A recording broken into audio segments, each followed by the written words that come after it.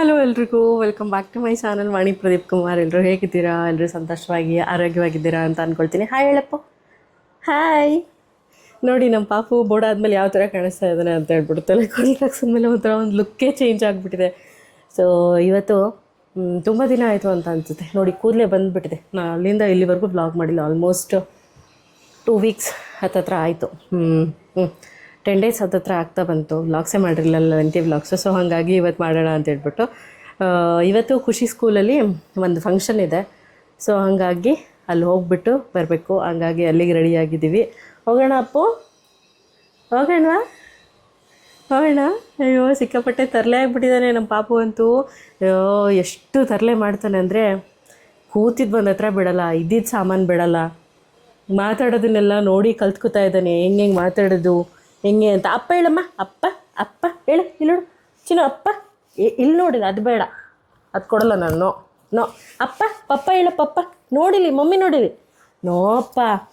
So ಅಲ್ಲಿ ಒಂದು 12:30 ಹಂಗೆ ಹೋಗ್ಬೇಕಂತೆ. ಸೊ ಹಂಗಾಗಿ ಇವಾಗ ಟೈಮ್ 12 ಗಂಟೆ.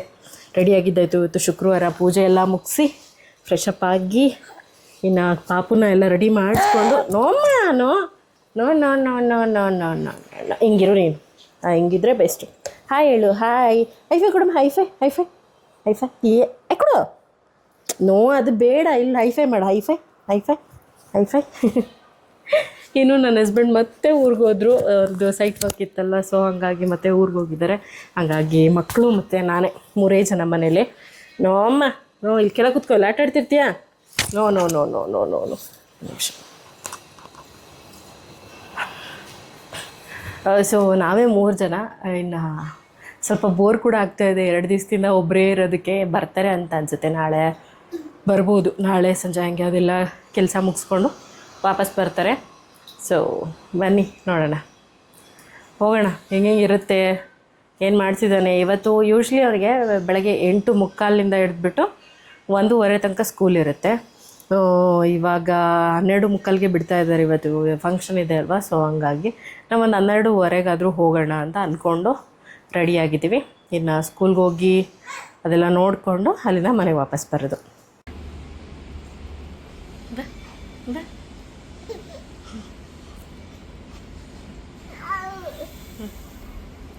ಬಾ.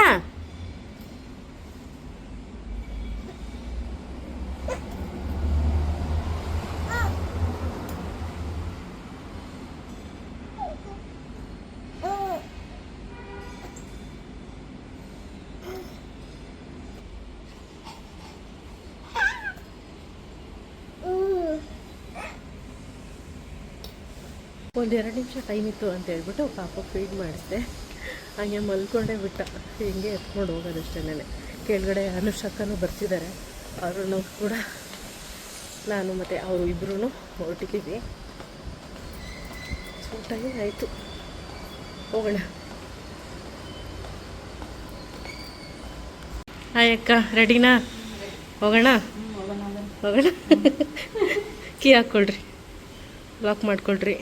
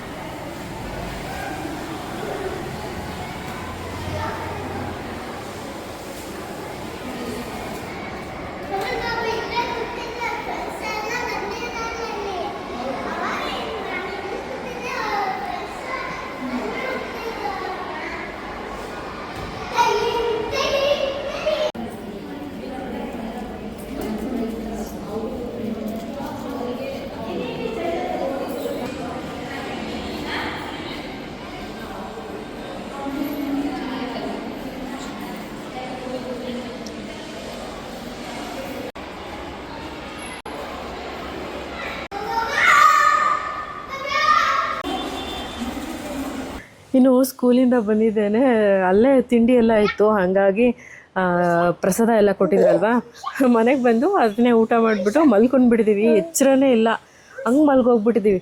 ಇನ್ನು ಖುಷಿ ಮತ್ತು ನಾವು ಮತ್ತು ಅನುಷಕ ಮಕ್ಕಳು ಎಲ್ಲರೂ ಸ್ನ್ಯಾಕ್ಸ್ ತಿನ್ನೋಕೆ ಹೋಗಬೇಕು ಅಂತ ಹೇಳ್ತಾಯಿದ್ರು. ಸೊ ಲಾಸ್ಟ್ ವೀಕೆ ಹೋಗಬೇಕು ಅಂತ ಅಂದ್ಕೊಂಡಿದ್ದೆ ನಾನು ಅವ್ರ ಜೊತೆ ಎಲ್ಲರ ಜೊತೆ. ಅದಾದಮೇಲೆ ಆಗಿರಲಿಲ್ಲ. ಈ ಸತಿ ಇವಾಗಾದರೂ ಹೋಗ್ಬಿಟ್ಟು ಬರೋಣ ಅಂತ ಹೇಳ್ಬಿಟ್ಟು ರೆಡಿಯಾಗಿ ಮಲಗಿದ್ದವರೆ ಎದ್ದುಬಿಟ್ಟು ಹಂಗೆ ಹೋಗ್ತಾ ಇರೋದು. ಇಲ್ಲಿ ನೋಡಿ ನಿಮ್ಗೆ ಗೊತ್ತಾಗ್ತಾ ಇದೆ, ಮಲ್ಕೊಂಡ್ಬಿಟ್ಟಿದ್ದೆ ನಾನು. ಜಿಬ್ರಿ ಎಬ್ಬಿಸ್ತಾ ಇದೆ. ಇಲ್ಲಿ ನೋಡಪ್ಪಿ ಎಷ್ಟು ಜಿಬ್ರು ಬಿಟ್ಟಿದ್ದಾನೆ. ಇವನೇ ಜಿಬ್ರಿ ಎಬ್ಸಿರೋದು ನನಗೆ. ಜಿಬ್ರಿತಾ ಇದ್ದಾನೆ. ಇಲ್ಲಿ ಗಾಯ ಆಗಿಬಿಟ್ಟಿದೆ, ಕಚ್ಚಾಗ್ಬಿಟ್ಟಿದೆ ಅಪ್ಪು. ಇಲ್ಲಿ ನೋಡಿ ಕಚ್ಚಾಗಿದ್ದೇನಾ?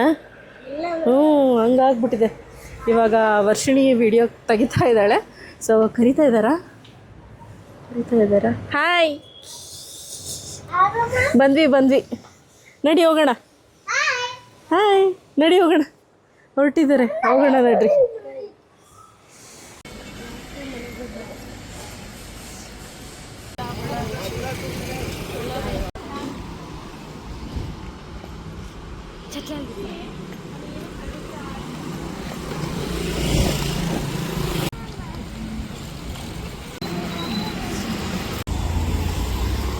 ಖುಷಿನಂತೂ ಹೊರಗಡೆ ಕರ್ಕೊಂಡ್ಬಂದರೆ ಅವನನ್ನು ನೋಡ್ಕೊಳ್ಳೋದೇ ಒಂದು ದೊಡ್ಡ ಟಾಸ್ಕು, ಹಿಡಿಯೋದೇ ಒಂದು ದೊಡ್ಡ ಕಷ್ಟ. ಯಾಕೆ ಅಂತ ಹೇಳಿದ್ರೆ ಅದು ಬೇಕು ಇದು ಬೇಕು ಅಮ್ಮ, ಆ ಶಾಪ್ ನೋಡ್ತಾನೆ ಈ ಶಾಪ್ ನೋಡ್ತಾನಲ್ವಾ, ಟಾಯ್ಸ್ ಬೇಕು ಅದು ಬೇಕು ಅಂದರೆ ನಾವು ಹೋಗೋವಂಥ ದಾರಿಲಿ ಎಲ್ಲ ಅದೇ ಥರ ಶಾಪ್ಗಳಿದ್ದಾವೆ.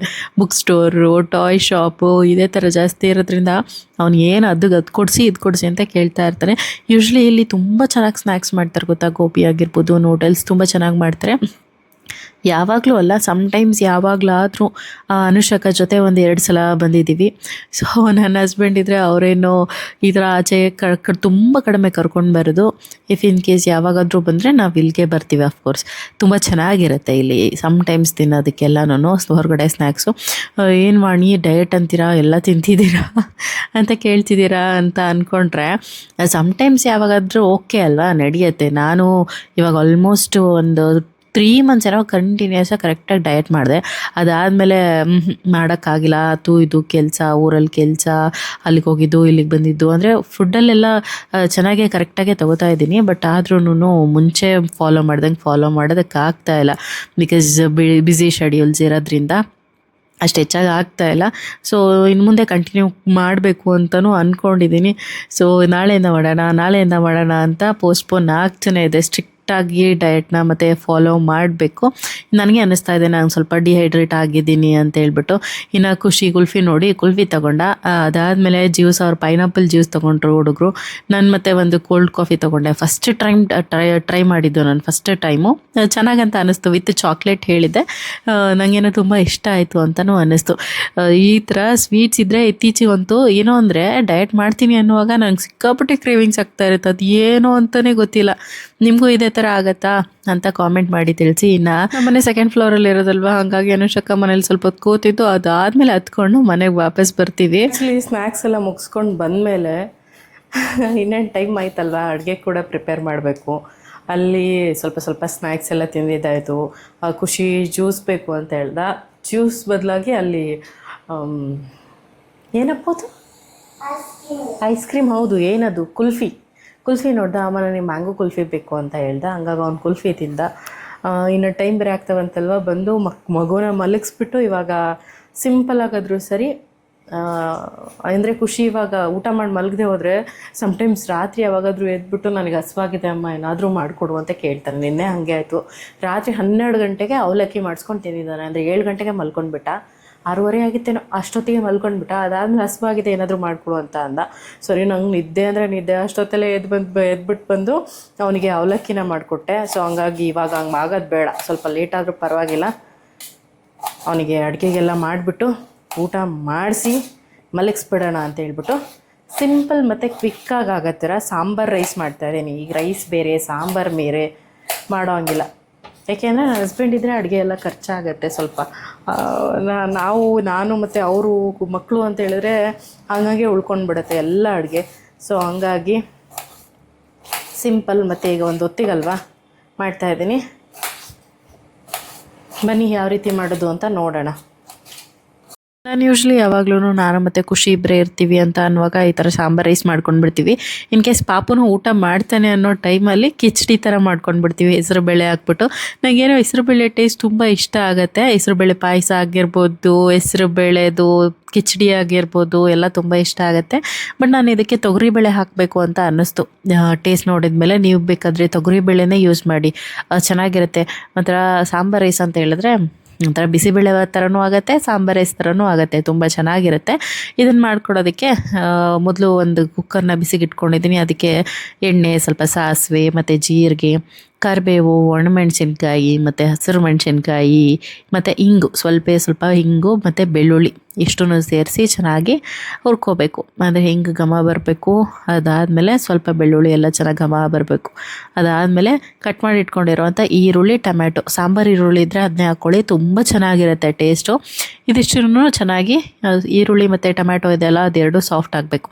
ಅಷ್ಟರವರೆಗೂ ಚೆನ್ನಾಗಿ ಫ್ರೈ ಮಾಡೋದಕ್ಕೆ ಇಟ್ಕೊಂಡು ಇನ್ನೊಂದು ಕಡೆ 1 ಕಪ್ಪಷ್ಟು ಅಕ್ಕಿ, 1 ಕಪ್ಪಷ್ಟು ಹೆಸರುಬೇಳೆ, ಇದೆಷ್ಟನ್ನು ತೊಗೊಂಡಿದ್ದೀನಿ. ಸೇಮ್ ಪೋರ್ಷನಲ್ಲಿ ತೊಗೊಂಡ್ರೆ ಬೆಟರು. ಇದಿಷ್ಟನ್ನು ತೊಳೆದ್ಬಿಟ್ಟು ನೆನೆಸಿಟ್ಕೋತಾ ಇದ್ದೀನಿ ಒಂದು ಸ್ವಲ್ಪ ಹೊತ್ತು, ಒಂದು 5 ನಿಮಿಷ. ಅದಾದಮೇಲೆ ಈ ಕಡೆ ಕೂಡ ಚೆನ್ನಾಗಿ ಟೊಮೆಟೊ ಕುಕ್ ಆಗ್ತಾ ಇದೆ. ಅದಕ್ಕೆ ಸ್ವಲ್ಪ ಅರಿಶಿಣದ ಪುಡಿ, ಸ್ವಲ್ಪ ಧನಿಯಾ ಪುಡಿ ಅಂದರೆ ಸಾಂಬಾರು ಪುಡಿ ಇಷ್ಟನ್ನು ಹಾಕಿ ಇದನ್ನು ಕೂಡ ಚೆನ್ನಾಗಿ ಮಿಕ್ಸ್ ಮಾಡ್ಕೊಳ್ಬೇಕು. ಇವಾಗ ಹುಣಸೆ ಹಣ್ಣನ್ನು ಚೆನ್ನಾಗಿ ನೆನೆಸ್ಕಿಟ್ಟಿದ್ನಲ್ವ, ಅದನ್ನು ಹುಣಸೆ ಹಣ್ಣಿನ ರಸನ ಹಿಂಡ್ತಾ ಇದ್ದೀನಿ. ನನಗಂತೂ ಹುಳಿ ಅಂದರೆ ತುಂಬ ಇಷ್ಟ ಆಗುತ್ತೆ. ಅದೇನೋ ಗೊತ್ತಿಲ್ಲ, ನಿಮ್ಗೆ ಹುಳಿ ಇಷ್ಟ ಆಗಲ್ಲ ಅಂದರೆ ಟೊಮೆಟೊ ಸ್ವಲ್ಪ ಕಡಿಮೆ ಹಾಕ್ಕೊಳ್ಳಿ, ಹುಣಸೆ ಹಣ್ಣು ಕೂಡ ಸ್ವಲ್ಪ ಕಡಿಮೆ ಹಾಕ್ಕೊಳ್ಳಿ. ಇಫ್ ಇನ್ ಕೇಸ್ ಸ್ವಲ್ಪ ಟೊಮೆಟೊ ಜಾಸ್ತಿ ಹಾಕ್ಕೊಂಡ್ರೆ ಹುಣಸೆಹಣ್ಣು ಹುಳಿ ಬೇಡ. ಇದಿಷ್ಟನ್ನು ಚೆನ್ನಾಗಿ ಫ್ರೈ ಮಾಡಿಕೊಂಡು ಅದಾದ ನಂತರ ನೆನೆಸಿಟ್ಕೊಂಡಿರೋ ಅಂಥ ಅಕ್ಕಿ ಮತ್ತು ಬೇಳೆ, ಹೆಸರು ಬೇಳೆನ ಹಾಕ್ಬಿಟ್ಟು ನೀರು ಎಷ್ಟು ಬೇಕಾಗತ್ತೆ ಪ್ರಮಾಣ ನೋಡಿಕೊಂಡು, ಅಂದರೆ ಅಕ್ಕಿ ಈಗ 1 ಕಪ್ಪಷ್ಟು ಹೆಸರು ಬೇಳೆ ತೊಗೊಂಡಿದ್ದೀವಲ್ಲ, 2 ಕಪ್ಪು, ಒಂದು 4 ಕಪ್ ಜೊತೆ ಒಂದು 5 ಕಪ್ ಸಣ್ಣ ಕಪ್ಪಷ್ಟು ನೀರನ್ನ ಸೇರಿಸಿದ್ದೀನಿ.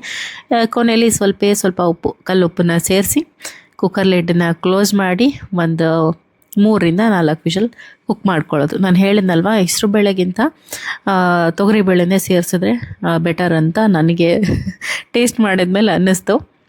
ನೀವು ಮಾಡಬೇಕಾದ್ರೆ ತೊಗರಿಬೇಳೆನೇ ಹಾಕ್ಬಿಟ್ಟು ಲೋ ಪ್ರೆಷರಲ್ಲಿ ಒಂದು 3 ವಿಷಲ್ ಹಾಕ್ಸ್ಕೊಂಡ್ರೆ ರೆಡಿ ಆಗಿಬಿಡುತ್ತೆ. ಹಾಗೆಯೇ ನಾಳೆಗೆ ರಾಗಿ ದೋಸೆ ಮಾಡೋಣ ಅಂತ ಹೇಳ್ಬಿಟ್ಟು ರಾಗಿ ನೆನ್ಗಿಟ್ಟಿದ್ದೆ. ಹಾಗೆ ಪಾಪು ಕೂಡ ಮಾಲ್ಟ್ ಪೌಡರ್ ಖಾಲಿ ಆಗ್ತಾ ಬಂತು, ಇನ್ನೊಂದು 4-5 ದಿವಸಕ್ಕೆ ಆಗೋಷ್ಟಿದೆ. ಸೊ ಹಾಗಾಗಿ ಅವನಿಗೆ ರಾಗಿ ಮಾಲ್ಟ್ ಪೌಡರ್ ಮಾಡ್ಕೋಬೇಕು ಅಂತ ಹೇಳ್ಬಿಟ್ಟು ಬೆಳಗ್ಗೆನೇ ರಾಗಿ ನೆನ್ಗಿಟ್ಟಿದ್ದೆ. ಇದನ್ನೆಲ್ಲ ಮೊಳಕೆ ಬರಬೇಕಲ್ವ. ಈ ಬಟ್ಟೆನೇ ನನಗೆ ತುಂಬ ಚೆನ್ನಾಗಂತ ಅನಿಸುತ್ತೆ. ಈ ಬ್ಯಾಗ್ ಇದೆ ಇದು. ಸೊ ನಾನು ಇದನ್ನು ಚೆನ್ನಾಗಿ ವಾಶ್ ಮಾಡಿ ಇಟ್ಕೊಂಡು ಬಿಡ್ತೀನಿ ಪದೇ ಇದರಲ್ಲೇ ನಾನು ಮೊಳಕೆ ಕಟ್ತೀನಿ. ಯಾಕೆಂದರೆ ಇದರಲ್ಲಿ ಚೆನ್ನಾಗಿ ಗಾಳಿ ಆಡೋದ್ರಿಂದ, ಪೂರ್ತಿ ಕಾಟನ್ ಕ್ಲಾತ್ ಆಗಿರೋದ್ರಿಂದ ಚೆನ್ನಾಗಿ ಮೊಳಕೆ ಬರುತ್ತೆ.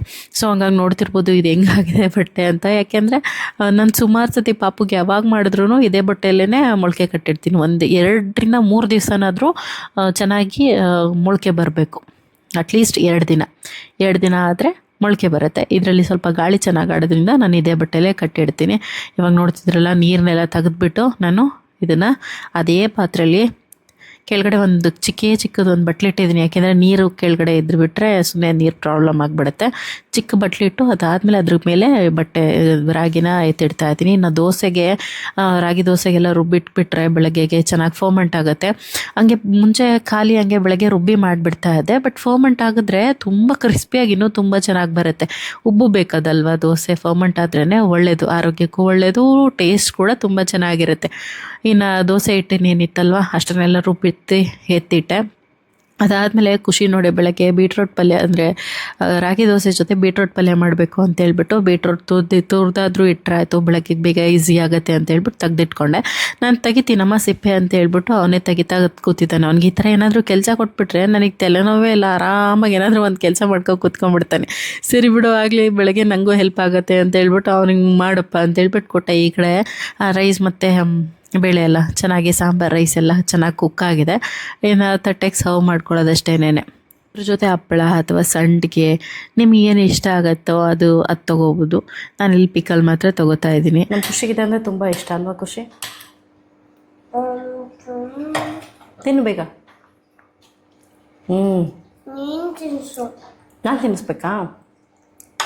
ನಾನು ತಿನ್ನಿಸ್ಬೇಕಂತ ನೋಡಿ. ಕರಿಬೇವು ಬೇಕಾ? ಮತ್ತೆ ಮೊಸರು ಬೇಕಾ? ನೋಡಪ್ಪು ಬೇಕಾದ್ರೆ ಹಾಕ್ತೀನಿ. ಬೇಕಾ?